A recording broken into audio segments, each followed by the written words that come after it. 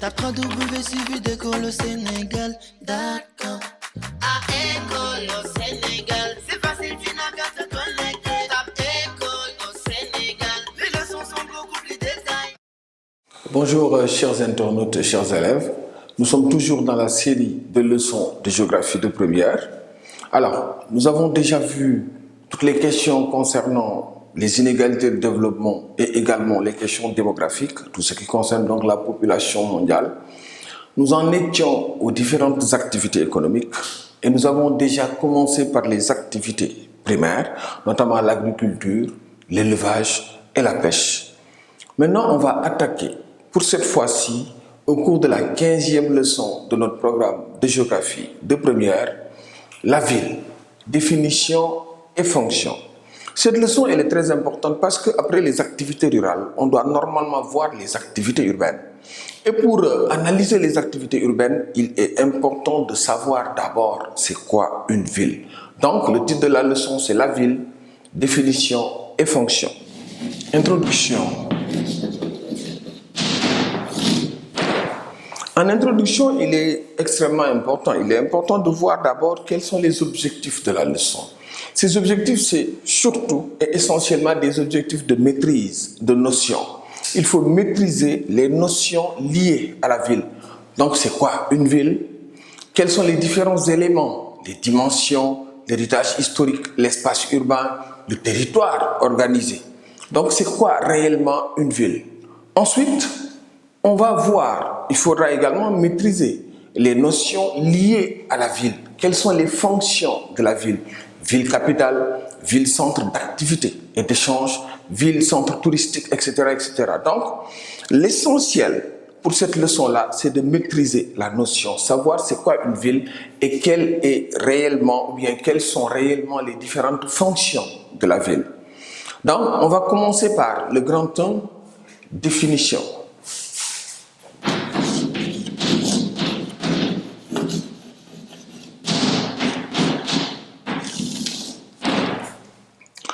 Tous les géographes se sont mis d'accord sur cela. Il est extrêmement difficile de définir une ville. Définir une ville par rapport à son extension territoriale, c'est très compliqué. Définir également une ville par rapport à son poids démographique, c'est extrêmement compliqué aussi parce qu'on a une diversité terrible entre les villes.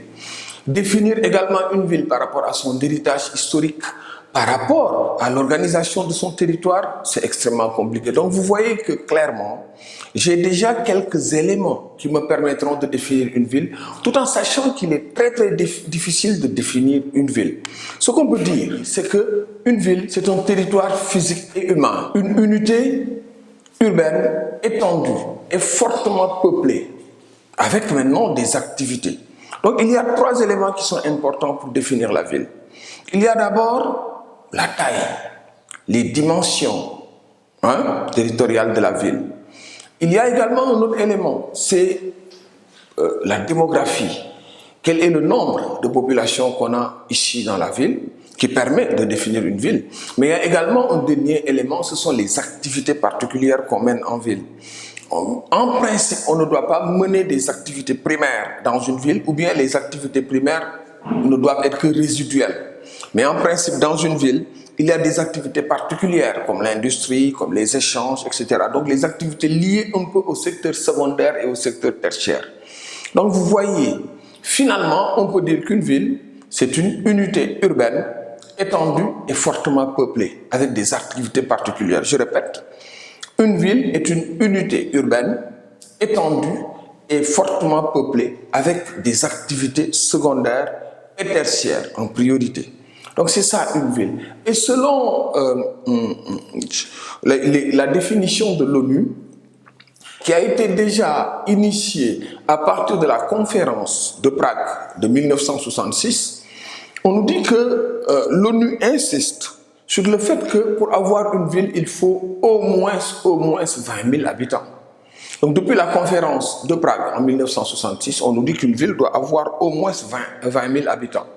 Maintenant, ce chiffre-là, donné par l'Organisation des Nations Unies, n'est qu'une aune, ce n'est qu'une mesure. Mais clairement, tous les pays qu'on a dans le monde ne respectent pas. ce seuil qui est donné par l'ONU. Par exemple, je donne un exemple, en France, on a une ville à partir de 5000 habitants. Au Danemark, à partir de 200 habitants seulement, on considère qu'on a une ville. Au Canada, c'est à partir de 1000 habitants qu'on considère qu'on a une ville. Aux États-Unis, c'est à partir de 2500 habitants. Au Japon, puisqu'on a une densité très forte, c'est à partir de 50 000 habitants. Donc vous voyez qu'on a une diversité extraordinaire par rapport même à la définition de la ville sur le plan strictement démographique. Une ville a également ce qu'on appelle un héritage historique. Il est clair que la ville de Rome, qui est millénaire, n'a pas les mêmes caractéristiques qu'une ville fondée depuis, par exemple, la ruée vers l'or aux États-Unis au 19e siècle. Donc vous voyez que ces deux villes n'ont pas le même poids historique. Ce qu'on peut dire clairement, pour peut-être continuer à donner des éléments de définition de la ville, c'est que la ville est un espace urbain habité, avec des infrastructures particulières et une vie urbaine organisée. Et là, cela va peut-être me pousser à parler du territoire urbain qui doit être strict, qui doit être très très organisé, parce que le territoire urbain, pour répondre à la notion ou bien au principe de territoire urbain, doit être organisé avec des logements, des lieux de travail, une circulation, des loisirs. Donc la ville est forcément un lieu d'échanges sociaux qui sont très très intenses. Les échanges sociaux doivent être très intenses dans une ville. Et si je veux me résumer, c'est que je dois commencer par dire que la ville est difficile à définir. Mais c'est obligatoirement un territoire physique et humain avec des activités particulières. Ça c'est sûr. Maintenant, pour avoir un peu des mesures, une aune, pour avoir un peu des critères urbains ou bien des critères démographiques pour définir la ville, là on voit des critères qui sont extrêmement divers. Mais il faut juste retenir que l'ONU, depuis la conférence de Prague de 1966, précise que pour avoir une ville, il faut au moins 20 000 habitants. On a au moins cela. Il faut au moins 20 000 habitants. D'accord.